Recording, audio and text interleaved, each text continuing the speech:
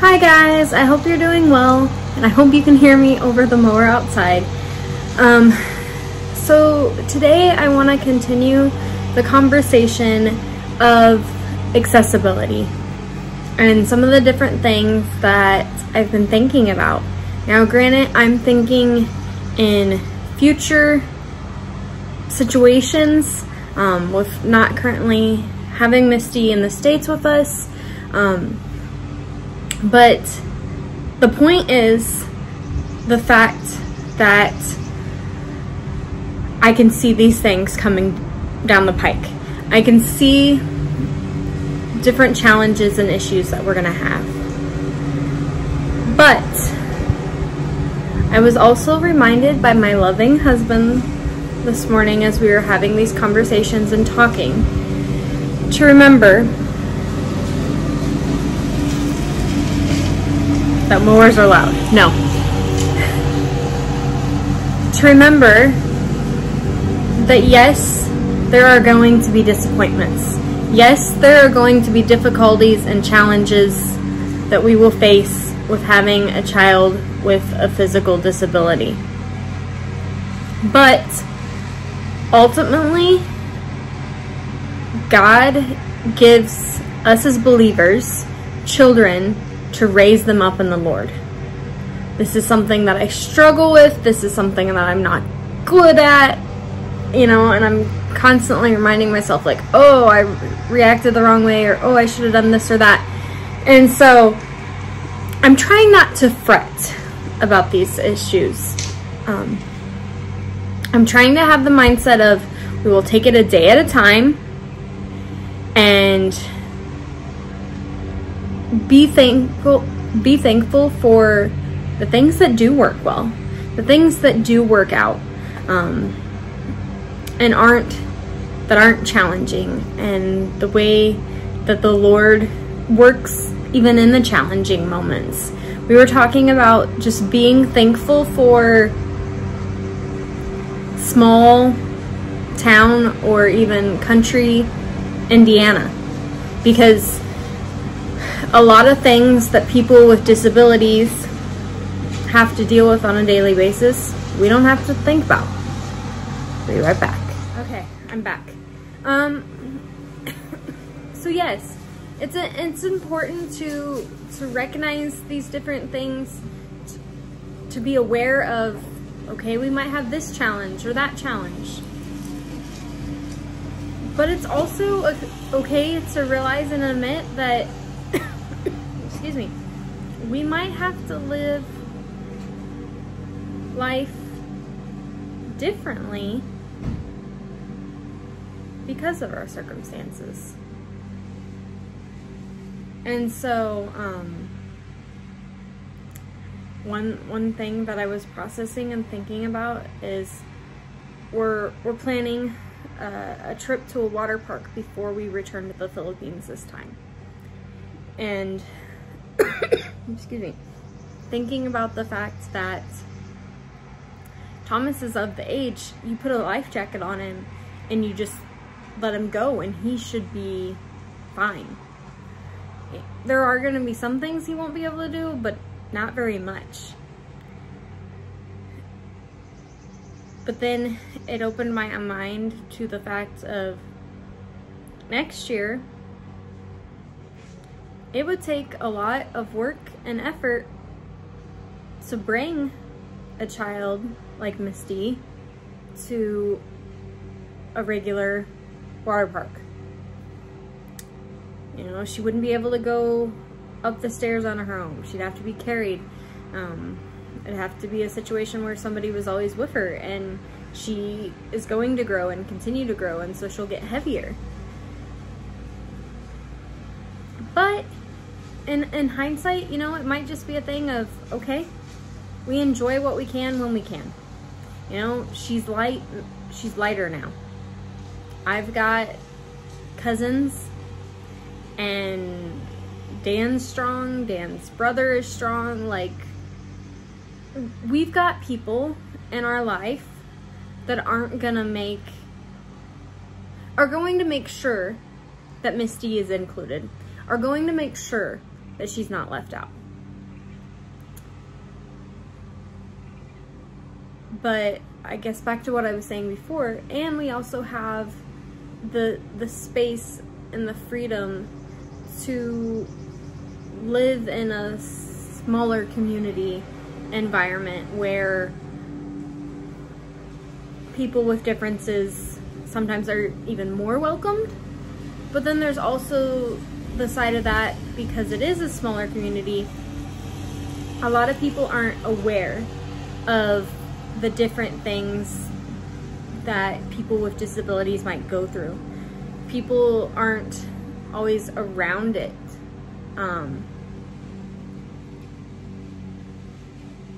As much. And so just trying to figure out, you know, if there are things that we can do ahead of time, if there are things that we can be aware of ahead of time, and just going into it with the mindset of there are going to be people that are going to say things that they shouldn't. There are going to be things that are going to be very difficult to do, or impossible. But also going into it with a mindset of, I can do whatever the Lord puts before me, because the Lord has put it before me. And we don't want to be the ones to stand in Misty's way. We don't ever want to tell her that she can't do something. We want to give her the tools and opportunities to try different things. We want her to be able to be out there and play with her brother. You know, we want her to be able to get out and play with her cousins. We just, as we're in the States, you know, and as we're thinking and preparing to return to the States with her, there's just been a lot of different things that have been brought to my mind, and my vision and my awareness of how things are around me. Excuse me. I have become a lot more aware, and so we'll approach it day by day, and it'll all work out.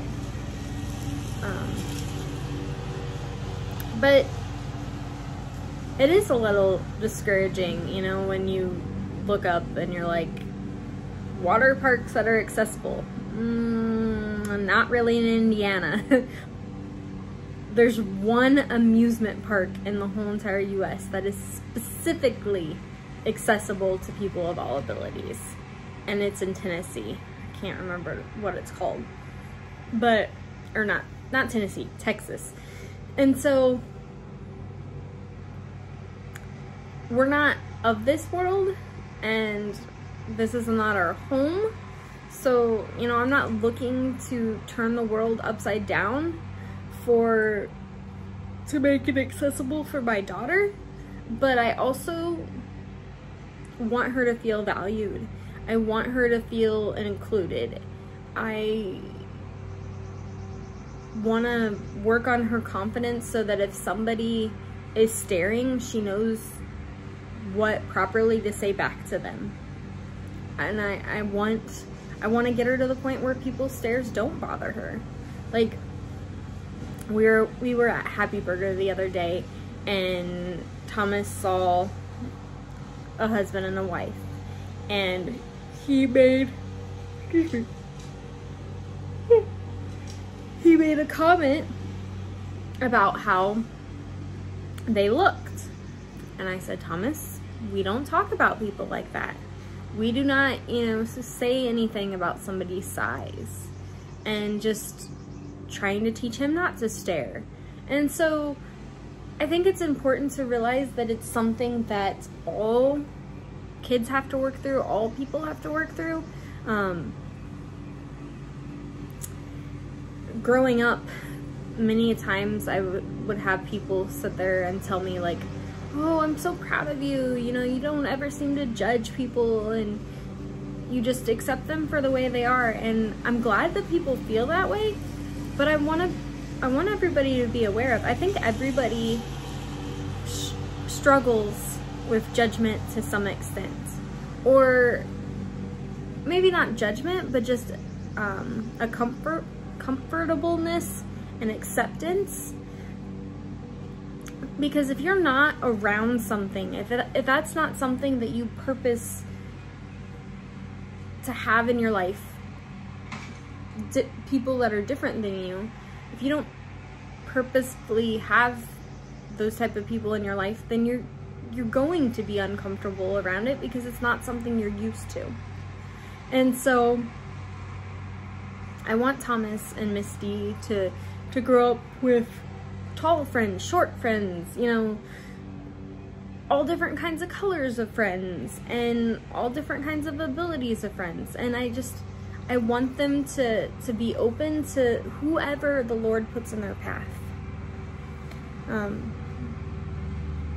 Because it's easy to forget at this point that our daughter could have prejudice and challenges coming from many directions. She's got a physical disability that she will have to some extent all of her life. She's going to be an Asian American. Yeah. And there are just, for some reason, everybody in society, no matter who you are, like, we all have this lens of, oh, that person's different, and oh, like, why? You know, it's because we live in a sinful world. It's because Satan will use anything that he can to attack our minds, thoughts, and our hearts. And so we have to fight against that. We have to accept people for who they are.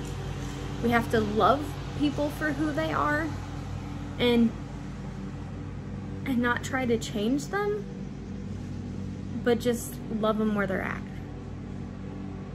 And share the gospel with them and share Jesus with them so that he can come into their life and change their hearts and minds, because ultimately we can't do that. And so, but sorry, this is kind of all over the place, but I